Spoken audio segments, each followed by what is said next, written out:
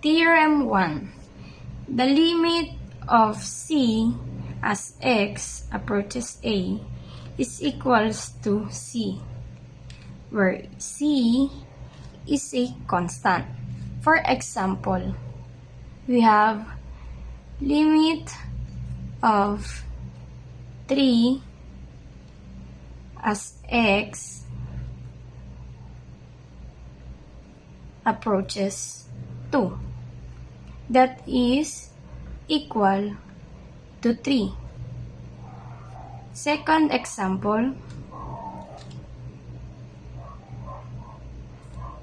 we have limit of -5 as x approaches 0. That is also equal to -5.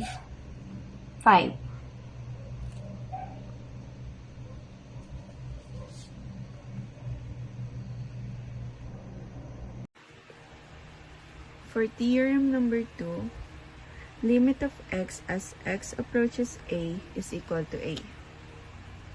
To give an example, let's say we have limit of x as x approaches -3 is equals to a, which is -3.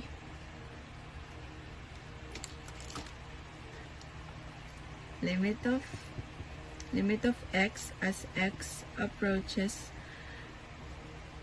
10 is equals to RA, which is 10. Basic. So, Theorem 3, also known as constant multiple rule.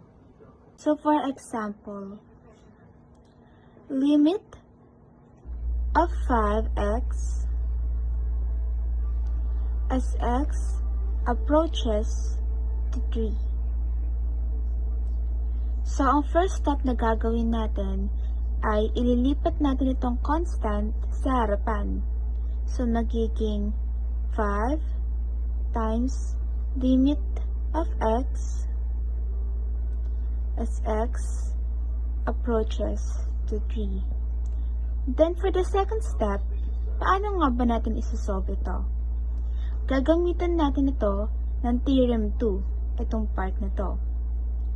So, kung ano ang number dito, ay yun ang magiging value ng ating x, which is 3.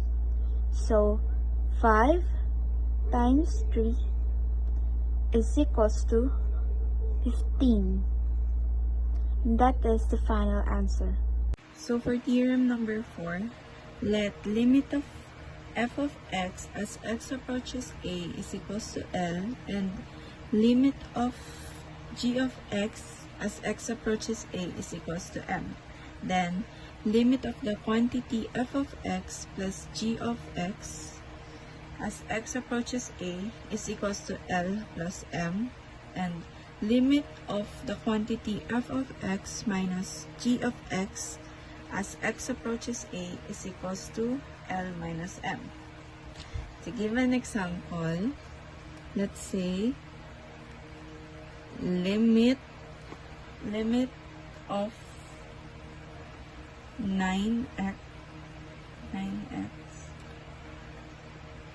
plus 15 as x approaches 1. We're going to use the addition rule because the given is an addition. So we're going to write it as limit of 9x as x approaches 1 plus limit of 15 as x approaches 1. So, applying theorem number 3 here, we're going to get the constant, which is 9. Multiply limit x as x approaches 1 plus, applying theorem 1, we should get the constant here, which is 15. Next, write this again. And here, applying theorem 3, because x is more approaching, so just write it down as 1 plus 15.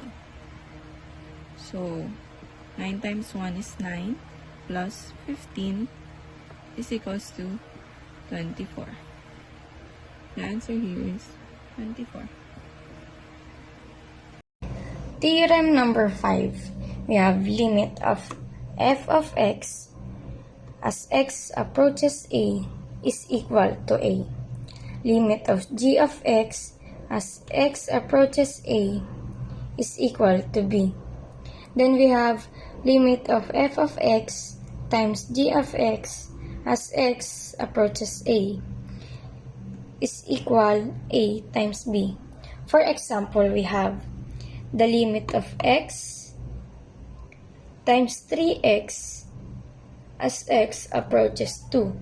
That is equal to limit of x as x approaches 2 times limit of 3x plus 1 as x approaches 2. Simplifying using the previous theorem. So we have 3 applying, that will become a is 2 plus limit of a plus x as x approaches 2.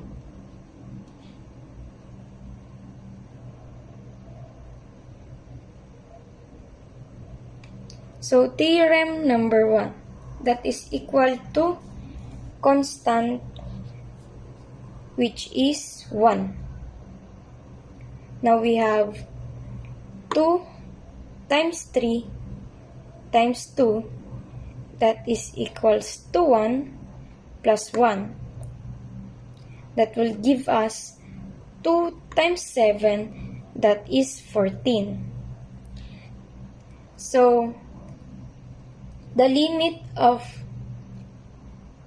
x times 3x plus 1 as x approaches 2 is equal to 14.